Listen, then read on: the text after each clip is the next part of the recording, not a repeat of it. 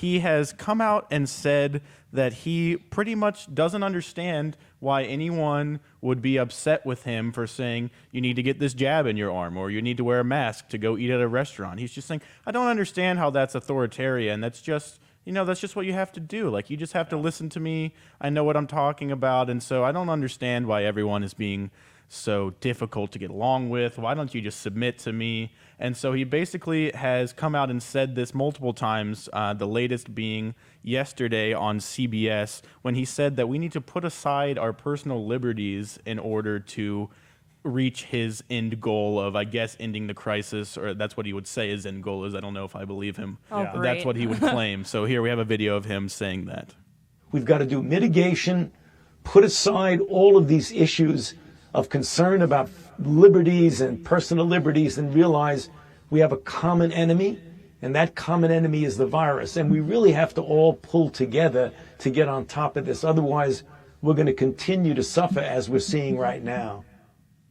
Something that just really gets to me is when people they try to say that it's not politicized. It's not a political thing. It's just, we all have a common enemy. We got to fight the virus. But you're out here saying things like we need to give up our personal liberties. Like, how can you say that sentence and then not think like, wow, this is politically motivated? Yeah, we need to unite together, but also you can't eat here if you're not vaccinated. Also, you can't do this. Also, you can't do that. But yes, united front, right, guys? Yeah, no, well, they don't see politics as political. They see politics as moral. So if you're not agreeing with my politics and I'm a leftist, it's not because you have a different political opinion. It's because you're immoral and you're irresponsible.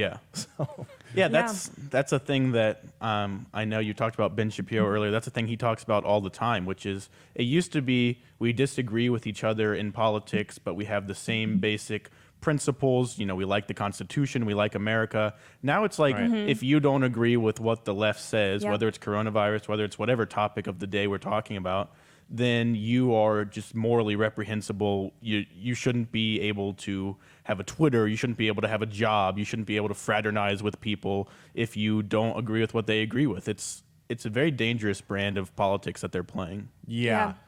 And it's one of those things too, and I don't know who quoted this, but it's this idea that once you demonize someone as evil, once you demonize the right as evil, everything becomes permissible when you're fighting against evil. And so that's what the war ultimately has been. And even last week when you were watching, we covered, Antifa knocking down a Christian service, like putting that to an end. And there's just all of these examples time and time again where these people are saying, oh, I have the moral high ground, but also it's great to steal from large corporations because large corporations are bad. But I also maintain the moral high ground still because I'm aware that the corporations are bad. And so people just aren't morally consistent anymore. No one actually thinks about what their values truly are.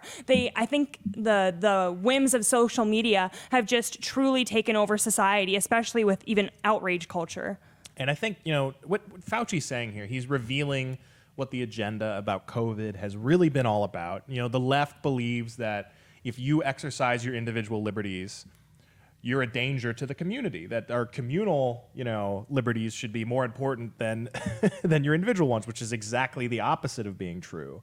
And what COVID has been all about, what Fauci and the other, establishment, public health experts and all these people, all they want is to have complete control over everything you do because they believe they can run your lives better than you can. They believe they can make decisions for you. They believe they can make decisions for millions of people better than they can. So essentially, they want the government to become God, and they want to use that God to rule over everybody. I would agree with you. And thus far, I think that we've seen a large percentage of the population kind of go along with that, kind of say, okay, well, I guess you do know better than I do. You can just make decisions for me because, you're a public health expert or because you have this title, then I'm just going to trust you. Do you think that we're going to see that start to change as we hear Fauci say things like you need to give up your personal liberties? Like, are these comments going to wake anyone up to the idea of maybe I shouldn't just be blindly following what these public health officials are saying? I don't know.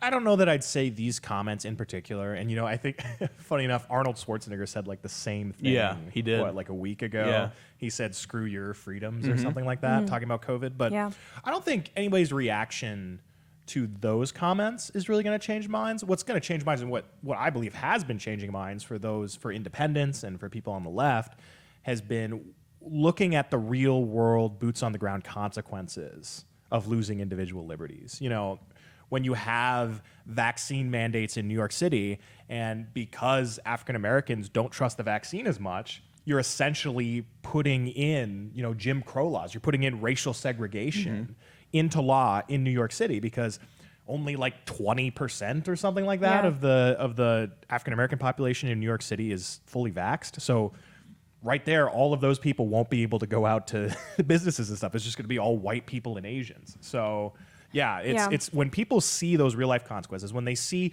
businesses shutting down, when across the street there's, you know, movie studios that are allowed to operate, you know, 100%.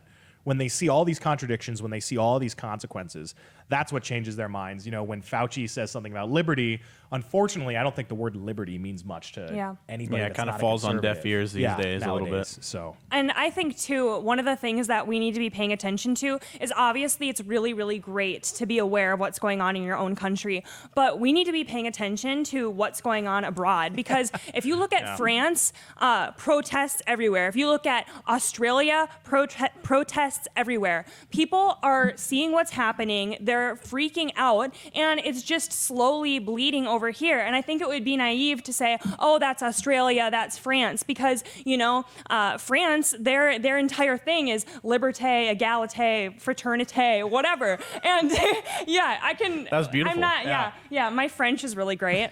But it's like, when you have like similar values and helped us win the revolution, and now you're going to get fined 1,300 euros just for going out and having a sandwich outside. It's absolutely draconian, and something that we probably would have seen out of a movie 10 years ago.